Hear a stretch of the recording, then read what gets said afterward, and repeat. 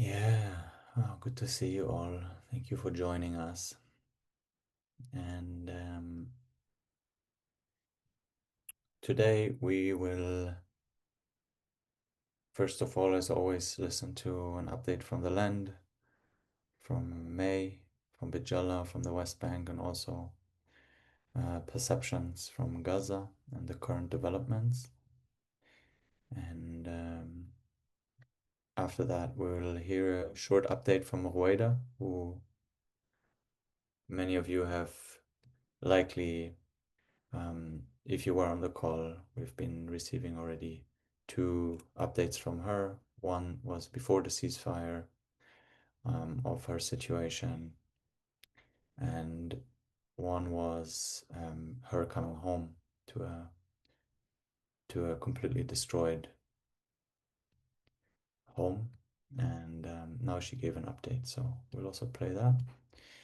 And after that, we will listen to Nancy, who is a rabbi and who has been also part of a group that has been emerging from Mondays4Gaza and in Philadelphia around Malkabina, Rabbi Malkabina as well, who has also been supporting greatly our campaign in the last months. And yeah, she will share with us her journey of activism. Yeah, she will be with us shortly. Thank you, Malkabina. And she will share about her story of activism, which we find very interesting and very remarkable. So we want to have you um, have a chance to listen to her and also share about their movement that has emerged as Mondays4Gaza in Philadelphia and the actions they've been taking up to continue raising awareness and consciousness um, for what is happening. So after that, we will all have a chance to go into breakout rooms again. First of all, reflect. So there might be questions. So if you have questions to Nancy, you can write them in the chat or write them down, ideally in the chat, so we can take them. And after that, we'll go to breakout rooms where we'll have different offerings. Ah, there she is. Welcome, Nancy. Just introducing the flow of the day. So we'll have breakout rooms again on different topics. We'll have public actions, action, community, environment, individual actions, how to start conversations about Gaza and Mondays4Gaza, and also a space for emotional sharing. So if you feel you just want a space to express the impact of what you've heard, and that is your space as well, where you can share and be heard. And then we'll be closing together.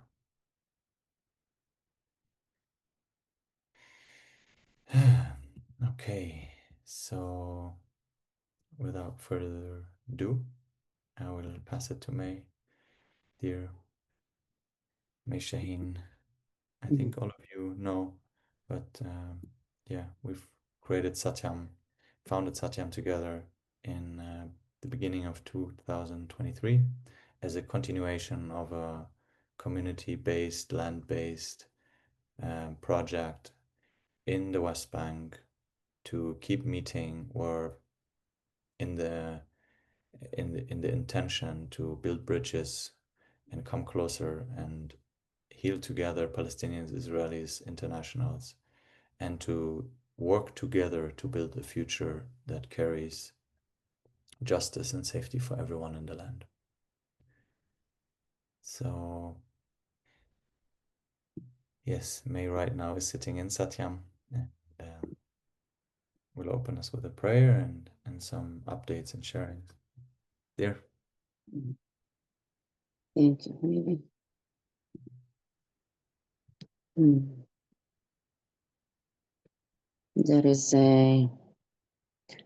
There is such a joy in me with all the pain and the grief that is in me. And part of me doesn't want to read the poetry, so this joy doesn't fade away. And something in me wants to read it because it's still what we are here for. So I will start from the middle. And yet, from that womb, from that cry, from the rubble of all that was called impossible, something rises. Not with rifles, but with rhythms. Not with revenge, but with visions. We are the unarmed uprising, the faith that refuses differences, Palestinian, Jewish, internationals. We breathe one resistance woven of a grief, of courage, of the simple refusal to hate. We stand where the prophets once walked, barefoot, bleeding but awake. We will not trade our souls for survival. We will not mirror the violence we mourn. Our hands empty, shaking, are still the holiest weapon we own. Listen, the world is watching for war, but we are building a down where ceasefire means birth, not waiting for the next death.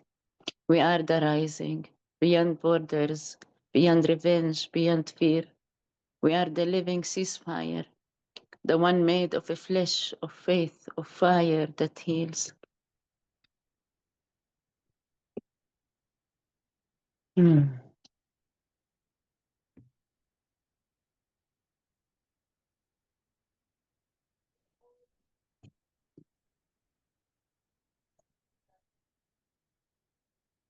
I think you heard that the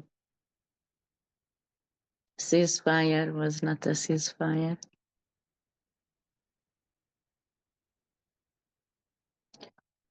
And that the school was bombed yesterday. And that people believed that they can go out to the streets, go back home, find their way again. And suddenly, again, peace was taken away from them. My friend called me and he said, May, they are bombing again. And I said, my dear, we must laugh. He said, hi, you're crazy. I'm telling you, they are bombing us again. And I said, my dear, we must laugh. We cannot continue with these phone calls. You must sit and we must talk about normal life. And he was like, May, you're crazy. What's happening to you? And I said, I'm not. We have to seek life. I cannot. You cannot. We cannot continue with this. We cannot heal in this way. We cannot heal while we are on our knees and with fear, and we cannot. And then he said, what if death comes now whilst you are laughing? And I said, then we die laughing. And something in me refuses this continuous atrocities that continues to steal life and continues to steal joy and continues to make us forget what we are resisting for. Except, what is the reason to why am I resisting? I'm resisting to live. I'm resisting to be free. I'm resisting to laugh, to love, to explore the world, to journey with Lily, to walk in Jerusalem, to walk in Russia, to walk in Azerbaijan. This is why I'm resisting to live. To live. As I said in the hunger strike, we hungered for people to eat. When me and David sat and talked about it, it was the intention to bring food.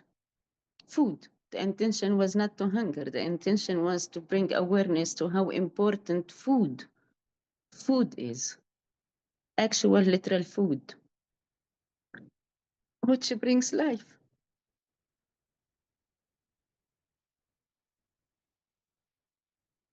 My friend on the phone said, do you have a very good joke to laugh at?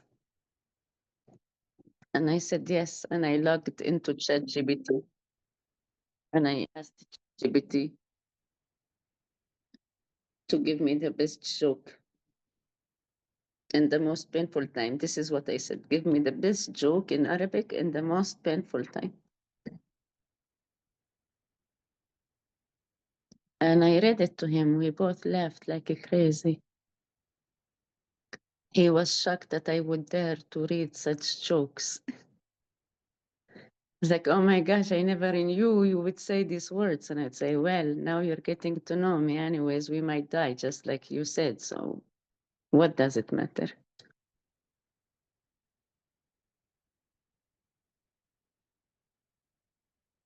Many people wrote me and said, thank you for what you did with SATYAM and the community. It's thanks to people like you guys that the war is stopped.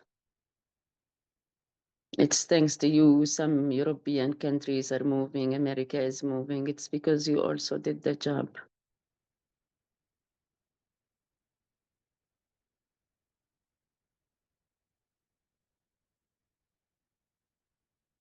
And we did the job. We are doing the job.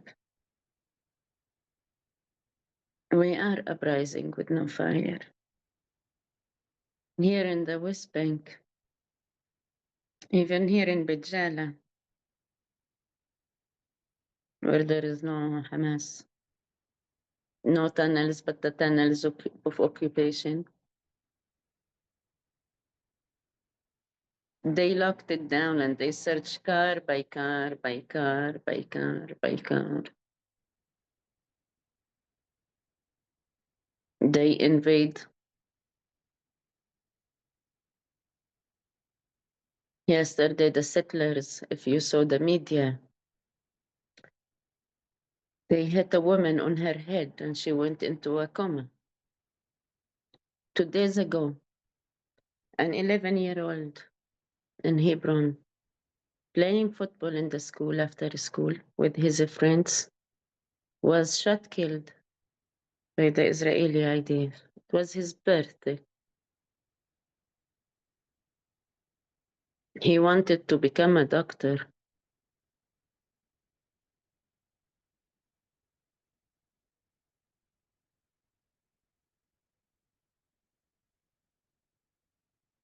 And yet, with all of this, with all of my activism, with all that we hold here in SATYAM, the reason to all of this is life. It's life. It's to experience life. A good life, a joyful life, a playful life, a normal life, a very normal life. This is the intention. This is the why. This is the reason. This is the motivation. This is the request. This is the intention. This is everything. It's life. Life, life, life, life, joy and playfulness and togetherness, and this happening in reality. This conversation between me and Alone of come to hug me, and I miss you, a nice earring, you went shopping. Just normal conversations. Simple. That is not existing, not in the West Bank, not in Gaza, also not in Sudan, if you're following up.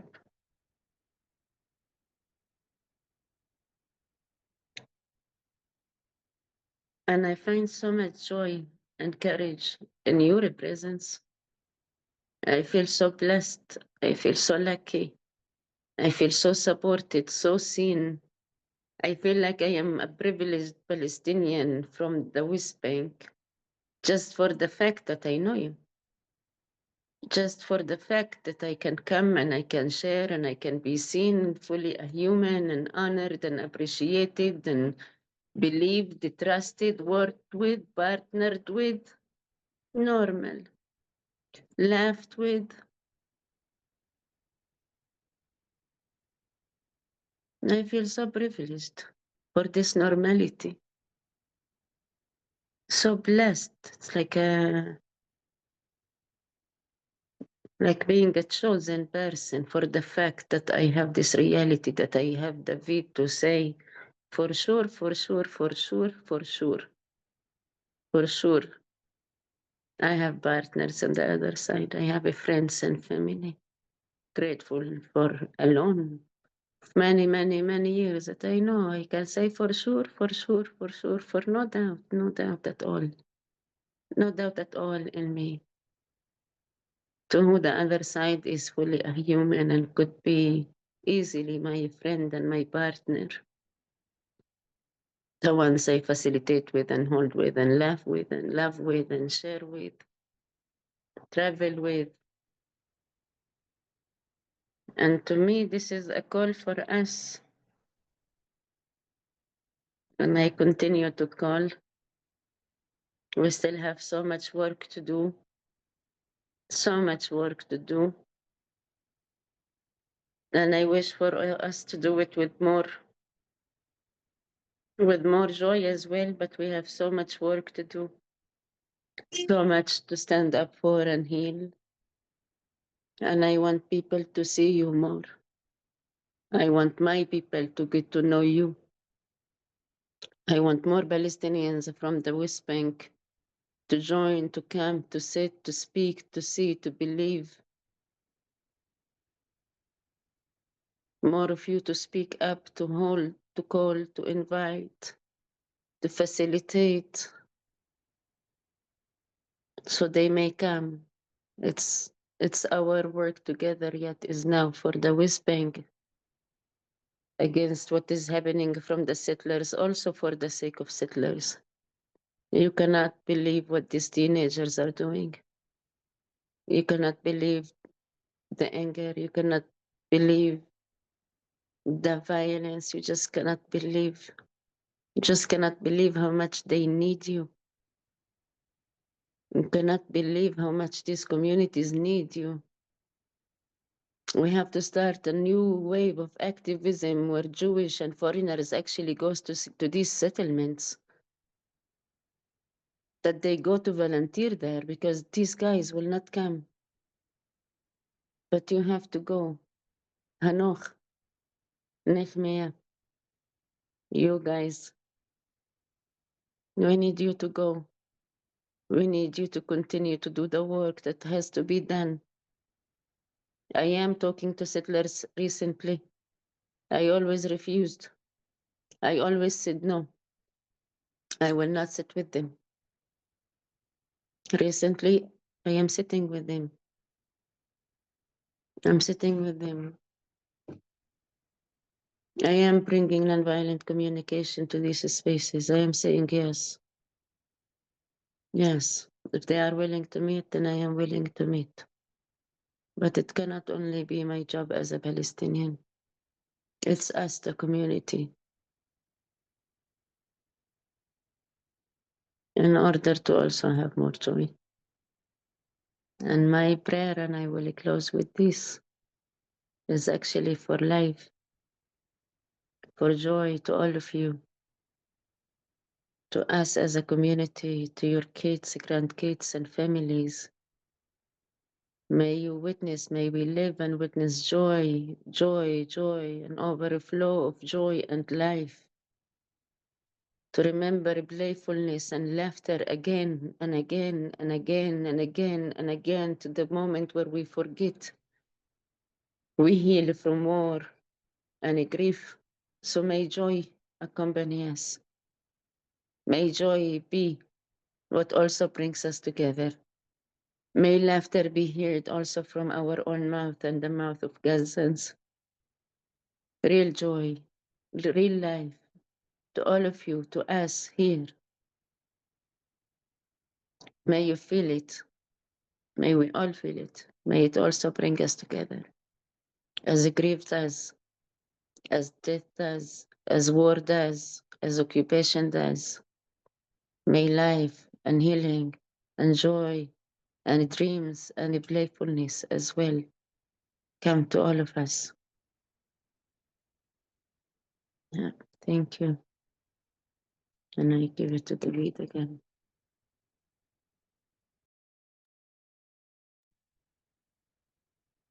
Amen.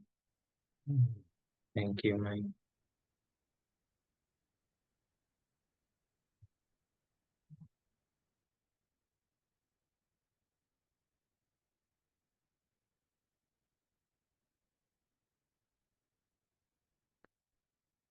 Thank you, Mai.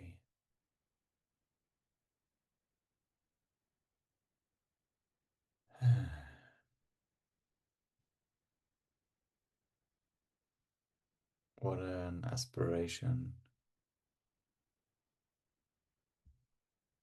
to connect to the potential that we have as humans, to what we can create together. And what a pain to hold the gap to what we have created, not only in the land, but globally.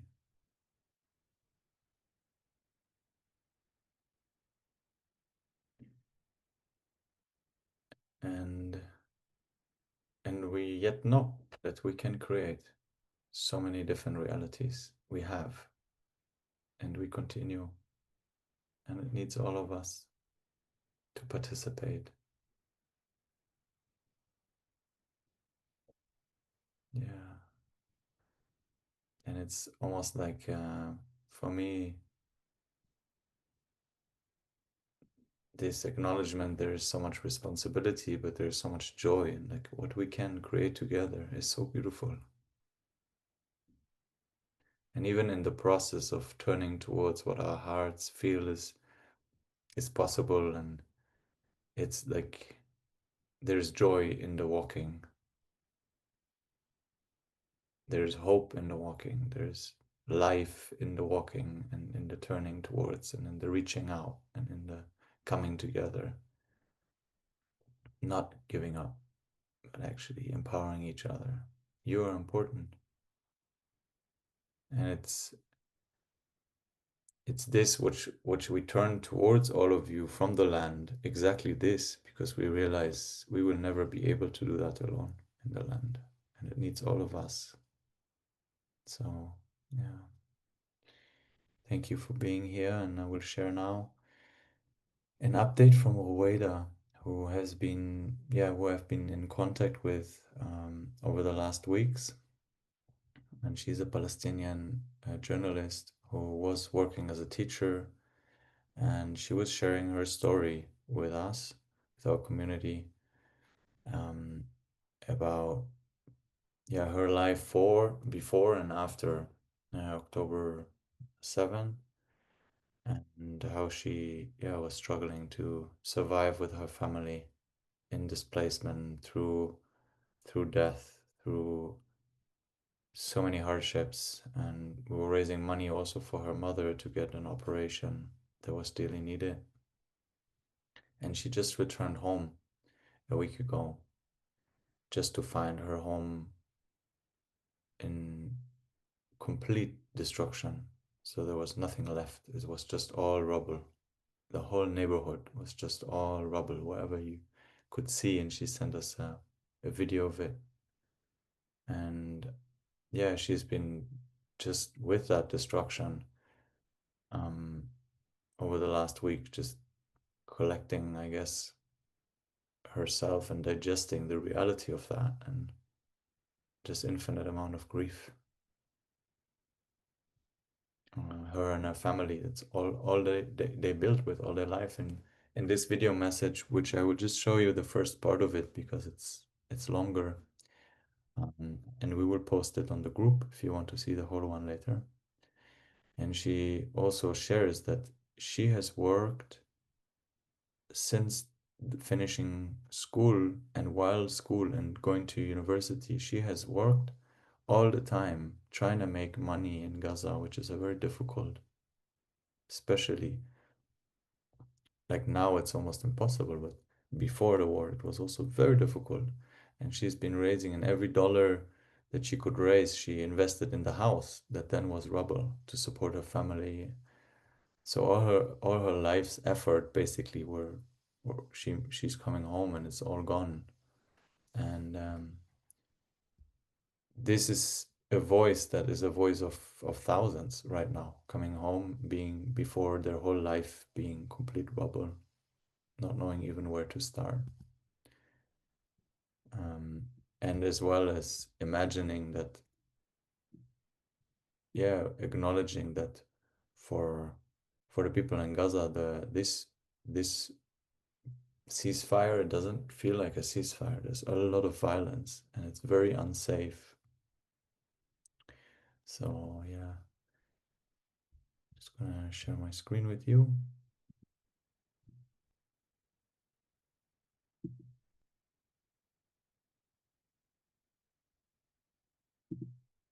Hello, this is Rueda.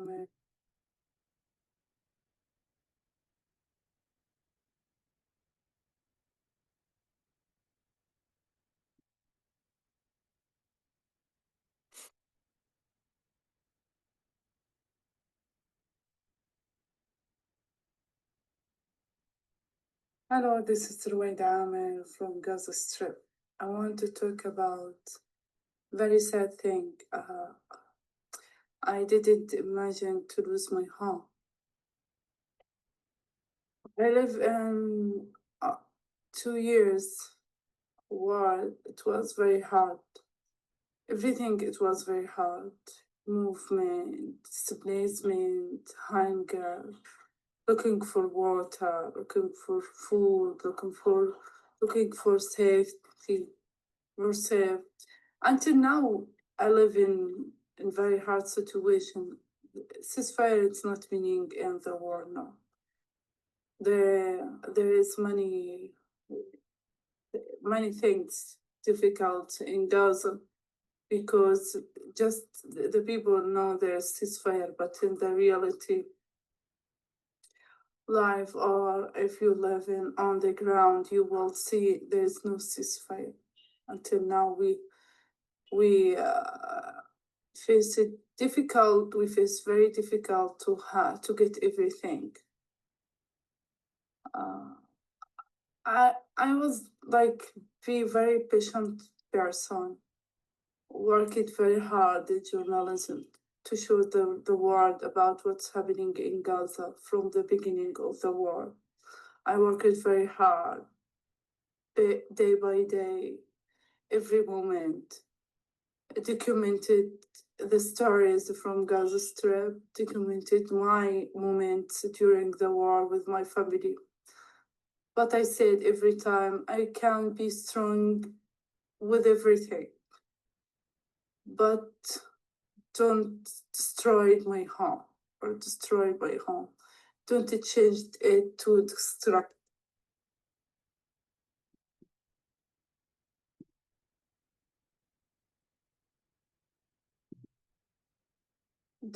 Don't change it to rubble. I don't like to see this thing because I lived in this situation when I was 8 or 7 years old. Israel army destroyed my home, my childhood home, and the refugee camp in Khan Yunis city. I was very child. I couldn't to express about my feeling. I sit just on the rubble and looked for between the rubble about my things. I was very child. I couldn't to say what I feel. I was just watch it around me. It was very hard for me. I didn't forget it. And I lived 2 years without home with my family. I was, as I said, very child. I couldn't help my father because I'm a kid. I'm a child. I can't help him. I couldn't help him. After 2 years, we got home from Minerva because we lost our homes. But it was very small home. It's not enough for 7 members to live in this home. And I was in 7th grade. Also, I was very child, and my father couldn't to build this home, to be this home bigger than to be enough for 7 members of family to live in, with very comfortable, with very safe, with I don't like to see the same thing. So I will post the whole sequence of videos for you if you wanna see all of it. But she's just continues to share her story of how she lost home once when she was small and she didn't have a voice. And she recorded these messages because she told me, like, today I can speak. Today I can speak. And I don't want to be silenced because I need to speak. And so she records this message for us, for the community, for everyone who's willing to listen, to hear her, because now again she shares how her home has been completely destroyed and she has been again 2 years displaced, going through the same experience, even much worse this time, and coming back to the home that she has actually worked so hard to earn money to build that home for her family. So all her life energy went into it. And now finding it in complete rubble, having to start. And she's just sharing, like she doesn't know where to take that energy from to start again.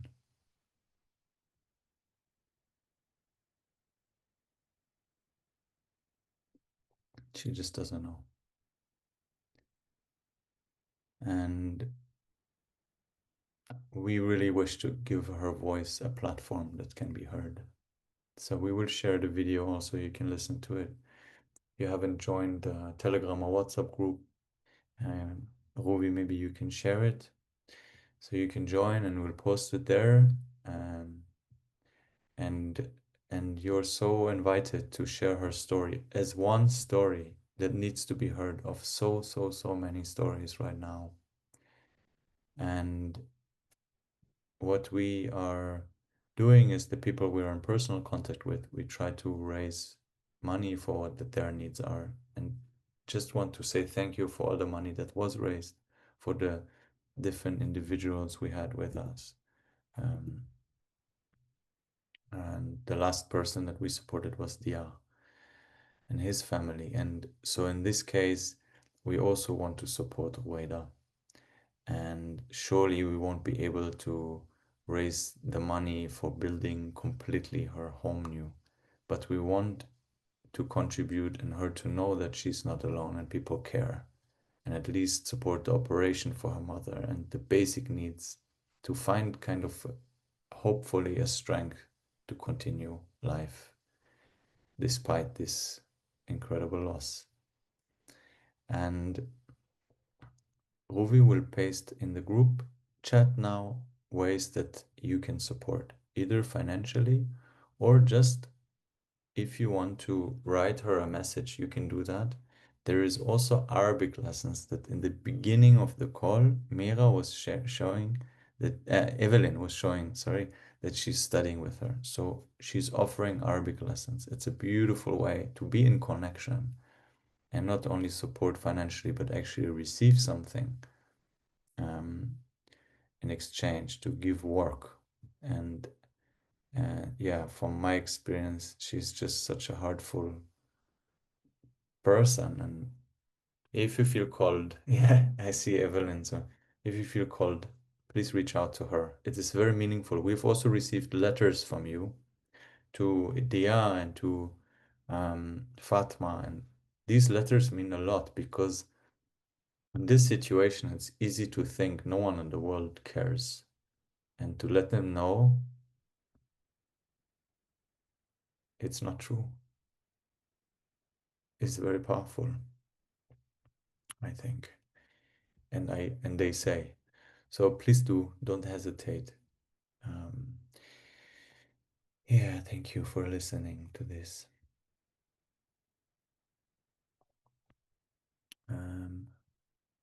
Can I just recommend Rueda? Please do. It's just the perfect way to, you learn the language, and she's wonderful. because we're starting with the reading and the writing, and that way it's logical for me that I have the letters. It's not only like transliteration, but I really gain an understanding of the language. And it's just such a wonderful way to just get to meet another person who's so far away from me and also support her financially. And it's a way of, it's an exchange. She's giving me a service and I'm able to pay her. So it's a great experience. Yeah, thank Yes. you. It's the same with me. I'm also studying with Rowena, and she's really impressive person. Yeah, she is. Wow, thank you for sharing and recommending, and also for picking it up. I feel this is kind of true community when we start to have interaction, not only one way, but yeah, start to build relationship. Um, so I want to read something before we move to Nancy and welcome her. I want to just read a question that I want to relate to, and that I got now, I think, personal message. Um, um, what is the truth, the best you can make out about the supposed gang members Hamas is executing? Is it true they are working for the IDF? Why is this happening, and what do people feel about it? So many naysayers are using this against Palestinian people as a whole, or think it is an excuse for genocide, for start up again. Is there anything we can do to refute this? So thank you for the question. I want to relate to it, and maybe you can shortly relate to it as well, if you feel like. One thing that I feel to say to this is, so we don't know, right? We don't know exactly what's happening. We do know that there have been groups that have been armed also by the IDF in order to fight Hamas, and it might be that there is a lot of internal fighting between those groups inside right now that we're seeing. We also know that Hamas has brutalized their own people in the past, so it's not something new. And yet I want to name that there is a lot of voices that I'm perceiving also from Israeli voices that are somehow painful to me, in pointing out now, like, that we should name and speak the injustice that Hamas is committing on their own people. And while it is right to do that, right, if we speak for nonviolence and if we stand for that, it is important to name all the violence that is committed and all the brutalization. And yet, there is a sort of a systemic tendency that I see, that now people who have not spoken up against of the brutalization that their own people, like let's say Israelis, have, the IDF has committed in Gaza, and now to raise the voice and to speak, to name, to be, it's so important that we name the brutalization that Hamas is committing. There's something systemic in it that I feel is very painful, because it's kind of again bringing kind of more attention to, and there's a slight taste of easy justification in it. And that's, I think, something to really be aware of, that now we're jumping again on the bad Hamas, but kind of using it as an excuse not to confront what we are doing actually, and the brutalization that we've done, and kind of using it as a justification. So it's just something that comes up for me that I've been sitting with as I witness the voices that are becoming loud now, and something systemic that feels to me very painful, and like the structure, like where are we pointing to? What are we pointing to, and whom? So I think a way to refute this from my perspective is to not be distracted. Yes, it is happening, and it is important to call it out as something that you don't agree with, and yet not to use it as a distraction, and watch and reflect how much are you paying attention to this kind of violence, while neglecting the genocide and the war and the complete destruction, and also the context of Hamas, and how the IDF and Israeli politics have shaped reality in Gaza also over the last decade. So to put things into context and see a shared responsibility. Thank you. That's what yeah, Thank you. Thank you, Saxy. I don't know if you want to add anything, May. There's another question. I I fully agree with what you said. I would have answered the same. And also, from my point of view as a Palestinian, it's again to remember the whole source of all of this is the occupation. This is one of the outcome of the occupation. This is one of the outcome of what Israel continues to do, which is creating groups against the groups within the Arab Palestinian society, like Hamas and Fatah. Now they created the other groups in Gaza, who for the Palestinians are spies, are betrayers, have worked with the Israelis, also during this war. And yes, of course, it's like being asked, do you condemn Hamas on the 7th of October? Of course, I condemn Hamas all the time. I condemn the genocide. So as David said, it's very painful that now everybody is writing about it. Everybody is asking about it. Everybody is again asking me if I condemn Hamas. Whilst no other questions were asked before, but to condemn. And to me, this is our thing. Free us from the occupation and watch us free ourselves from Hamas and other groups that we don't like and we don't disagree with. It's our fight. This is our fight to take on. The occupation is everyone's fight. It's but to sit now again with this is exactly when being asked to condemn in the 7th of October when the 6th was never condemned. Never condemned, nor the 5th, nor the 4th. So it's like, yeah, of course, name it, wonder about it, but don't hold it as the whole thing. It is not. Remember the source. Remember what they've been going through for the past 2 years and everything the IDF has created within the war with money, with food, with aid, and how they used Palestinians against each other. And this is one of the outcomes of all wars. It has nothing, again, to do whether it's Hamas, this group of Hamas. No, it happens in every war. In every war, no matter what religion, what the group, in the whole 54 wars in the now happening, this happens where people go against each other. It's one of the responses of war. Doesn't matter whether it's Hamas or if it's called something else or in another land. So you have to stay focused on what is truly happening in the roots of it and to question everything else. Yeah, thank you. And there's a question from Elizabeth, or a sharing and a question, and just read it quickly. Hello, David. I'm in contact with Doa Albas, a journalist from Gaza whose home was bombed and burned yesterday.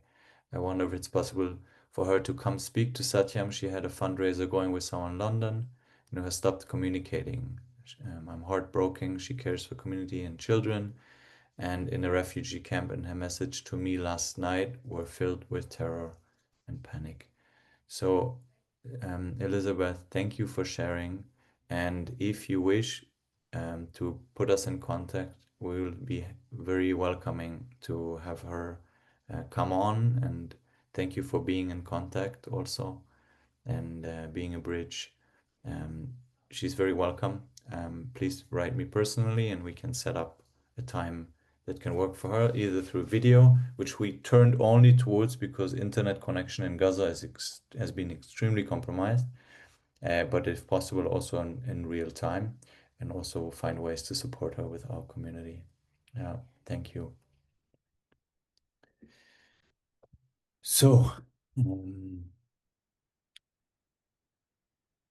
so let's move to Nancy, as we've been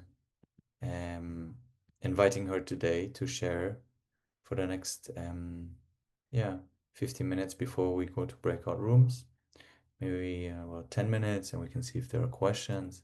And I would just shortly introduce Nancy, and she then can just speak for herself. But so Nancy is a 73-year-old rabbi and professor emerita at the Reconstructionist Rabbinical College, where she founded the Department of Multifaith Studies. She teaches about anti-Semitism and Islamophobia.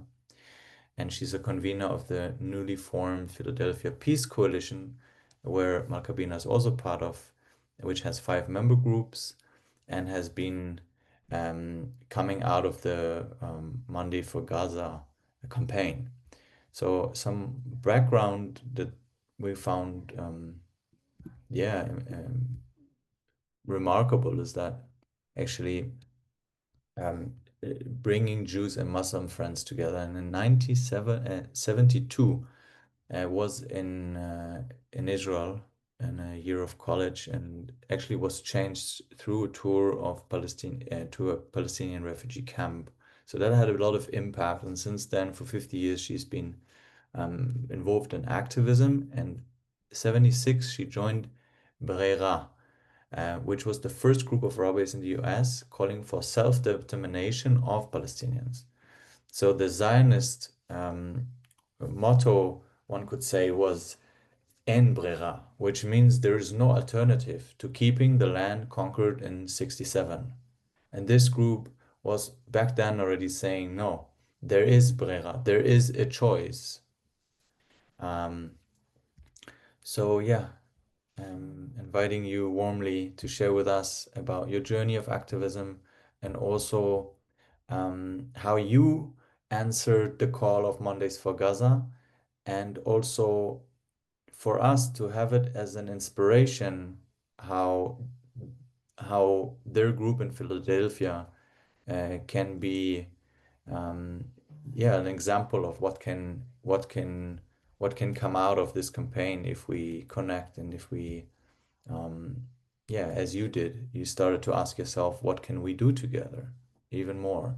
So welcome you warmly, Nancy.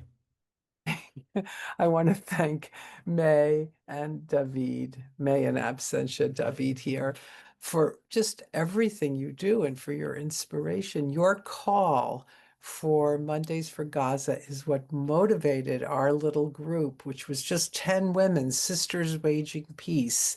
The 10 of us have been in existence since, I guess, the winter of 2024. And we were looking for how we wanted to show up publicly. We were doing things ourselves. We had been doing a couple of vigils, marches, things here and there, but we didn't have a consistent thing until we learned about your call. And Malka-Bina, I want to thank especially for bringing us this information about this, what was going on with SATYAM, that led us to do what we did, which was to say, Mondays we'll be at our Philadelphia City Hall. And we now have 5 organizations that are working together in a coalition to create these public witnesses to what's going on. And we really appreciate everything. So Malka-Bina and David asked me to speak briefly about what so they said I'm 73, so it's going to be a long story, but no, I'll try to make it short. I'll start when I'm 20, so you won't have to hear the first 20 years. When I was 20, I went, like a lot of American Jews, to go spend my junior year in Israel. And 2 things happened. One of them personal, but I'll just share, which is my first day in Israel, I met another 20-year-old man who was also from America, Jewish man, who became my husband. So we were that was one nice thing about that year. I came back with a boyfriend who later became my husband.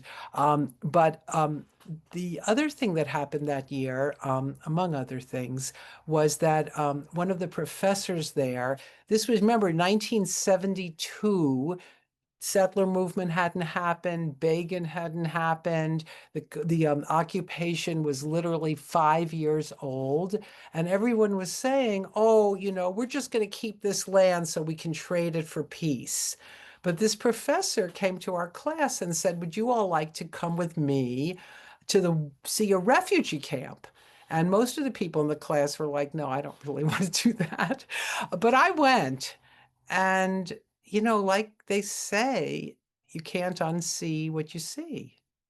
And I went back to America to finish college, and I started graduate school. And I was thinking about this. I got hooked up with a group, the first group of Jews, as far as I know, to really speak up. And this was rabbis and graduate students like myself. And we met in New York City and founded this organization. This was the 70s, called Brera, which, as David said, was saying, no, no, not Ein Brera, Brera. There is an alternative.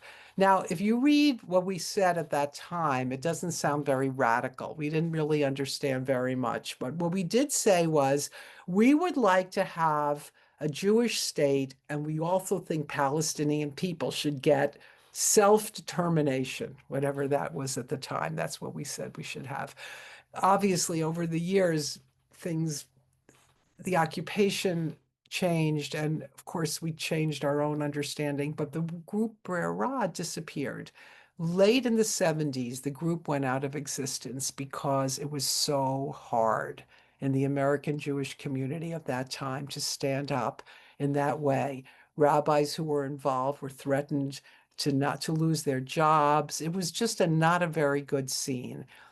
Many good things came out of that Brera. Among them, as soon as we put it to bed, another organization started called New Jewish Agenda, which had a new name and a new look and lasted longer. But one thing I want to share with you today about Brera was that it was in 75, I guess, that I went to Brera and met a young Jewish activist from Washington, D.C. named Arthur Waskow, who was in his own journey just beginning to find his way as a Jewish activist. Arthur died this morning at the age of 92. Arthur was an inspiration to many of us in the Jewish world. And the fact that I sat with him when he still he didn't know Hebrew yet. He wasn't a rabbi there. He wasn't even close to a rabbi yet. He was just starting out in his journey. And he became an important teacher, rabbi, leader. And in his last year of his life, when he was 91, he wrote 2 books, celebrated his 92nd birthday last Sunday, and left this world this morning. So if I'm a little, not so focused on my fascinating biography, it's because I'm very distracted and want you all to more focus right this minute on the loss of Reb Arthur, who really, I feel like, I just feel like my story isn't that important, really. But I mean, I'm wondering if I could stop for a minute and let Susan Sachs or Malka Bina say. I'll just be quick. I'm going to hold up a picture of him because when we go this afternoon to witness, I think I'm going to bring him with me. And I had the honor of working, adjacent to Reb Arthur for many years when I was at Reb Zalman's organization, Olive Alliance for Jewish Renewal. And he was a friend of all humanity and of the Palestinian people. And one of my first introductions to, besides him getting fired from jobs and stuff, of what he was up against in those days, this was the early 90s, was opening the hate mail that came into him for loving all people, believing all people were created in B'Tselem Elohim, in the image of the divine. And that included Palestinians, and that was enough to launch that kind of pushback. I want to defer to Malka Bina because I know she's involved right now in organizing the, I think, guarding his body and, the things that we do after death. But I will have Reb Arthur with me today when we go to bear witness, and I will bring a quote from him. This is going to be backwards on some people's screens, so I'm gonna read it. It's from one of his works. Sure, there is a state. They asked him about a Jewish state. And he said, sure, there is a state that is ruled by Jews, but they have done their best to rid themselves of the most of what were for the last 3,000 years the compassionate parts of Jewish identity. And he did go on from there to say that just because you oppose that, it doesn't let you off the hook for also being violent. He was deeply committed to nonviolence and the deep humanity of every single person. So he was a light went out of the world this morning, and we'll miss him a lot. I'm going to turn that over to Malkabina. Actually, Susan, can you share what you created for our vigil this afternoon? Oh, yes. Sorry, hold on a second. I'm not on mute. Well, a little bit, it's in the background. In our vigil, we have been focusing on and holding up pictures of both Jewish and Palestinian children who died in this recent round of violence. But now we will be holding up pictures because the message is, that the ceasefire is not real. It's not holding. Violence in the West Bank has ramped up to epic proportions. All of the things that we all know are going on that I don't have to reiterate. So these were the pictures that I was able to find of Palestinian children who have been killed. I only got their names in English, and sometimes not the last names. Maybe their families were afraid or something, but I was able to get this little bit of information and thought that we could hold these children in our hearts, because our message has had to change a little bit. And I did get in touch with our Palestinian counterpart and have added signs about ending the occupation, because as May said, it is the occupation that's at the base of this. So our new messaging will be to insist that the aid continue to flow, that the ceasefire is not holding, and of course our usual message that there is another way. Yeah, so these are children who have died since the ceasefire. That have been killed in Israeli attacks. And as far as I know, they were Gazan children. I know that there has been at least one child in the West Bank who was killed. And because our focus has been on children and on Gaza, this is what I was able to find.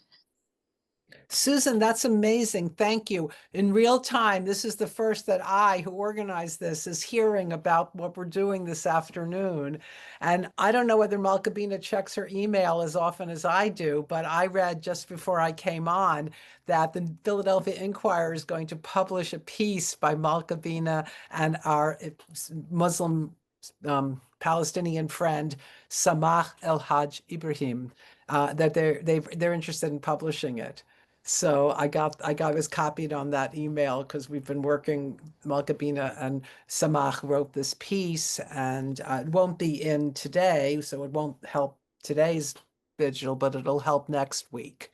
So that's also news that we're sharing right here in front of all of you about our little group. So Philadelphia has Friends of Combatants for Peace, Friends of Standing Together, a Palestinian-held group called Prayers for Peace Palestine, and a group called the Peace Walk that's been meeting for 20 years, interfaith, Christian, Jewish, and Muslim. So we've all been working together, and it's all thanks to you folks. I don't know if you want me to say more. I'd like to just jump in and also Ruby and I have been talking about how do we inspire each other to take action wherever we're based, and I think that really thinking about what are our relationships we have with others who share if we live in a place where there are others who have the same heart connection to the messages of SATYAM and the campaign. Like we and those of us here in Philly would be more than happy to be a resource to be thinking about how to create something in your own communities. And but I also just want to acknowledge that I'm still feeling a little bit jarred, and want to just take a moment, maybe even just a little bit of silence for May, who supports us so beautifully, or maybe go to the breakout rooms. Yeah, I would like to just give you an update. She just called me, and they're okay. They brought the activist back, and they're investigating like the situation. But yeah, she's writing me, so they're discussing the situation. She's been reaching out for support by other leaders, and so they're kind of trying to understand what's happening. So, but for now, yeah, the police left, and so now they're Oh, figuring the out. police have left. Yeah, so it's all Good. good for now. Great. Yeah. Thank you. There's a question, Evelyn. I don't know if you can share the information, but you said there are people working in the Jordan Valley. Are these internationals, or you're not able to provide any details? So protective presence mainly. So Israelis doing protective, and they were arrested? Jewish. I'm not sure Really? I'm not sure if this specific person has Israeli citizenship, but Israelis are and internationals are involved in protective presence in various areas. Yeah, I did that. I'm just wondering why they would be arrested.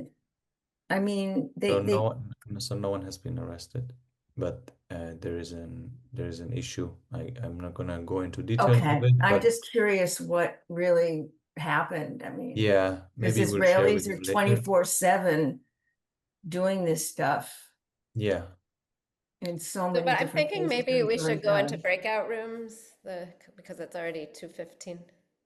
yeah, we can do that. Unless there's like a burning question to Nancy that has been sharing. So It's, Nancy, it's fine. Let's do the breakout rooms. There's a lot going I on. see somebody unmuted.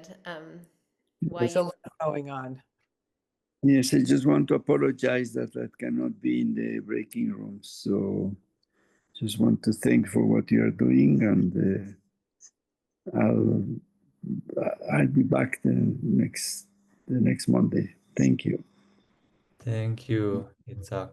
Thank you for joining us. Yes, it's a pleasure.